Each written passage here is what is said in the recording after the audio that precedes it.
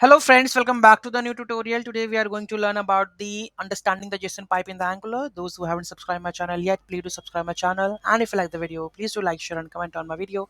Let's get started. So the JSON pipe in the Angular is used to format and display an object or the array as a JSON string. This is particularly useful for debugging or displaying the structured data in a readable format. So what is JSON pipe? JSON pipe converts an object or array into a JSON formatted string. This string can be displayed in your template. So this is what, because sometimes I need to display what exactly the data is. So in that scenario, I will use that one. Okay.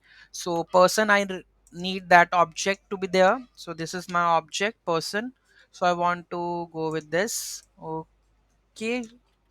So JSON object define into our app component. Okay, custom pipe we don't require, just remove it, save it.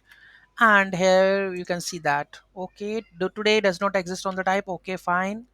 So let's remove the HTML. It's not saved yet. Okay, fine.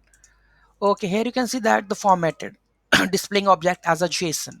Okay, so this is how now I'm going to get the values, like whatever the field we have like person dot name, person dot age, if I want to show that data, right? Okay, so this is what we can do.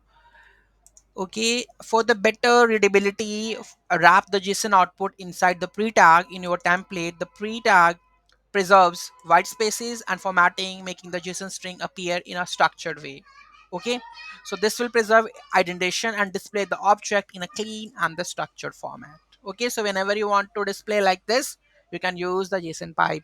Okay, this will be a pipe, and this is if you want to make it in a JSON format, you have to write the JSON pipe, right? Any doubt, any query in that, do let me in the comment section. Thank you so much for watching this video. Have a great day.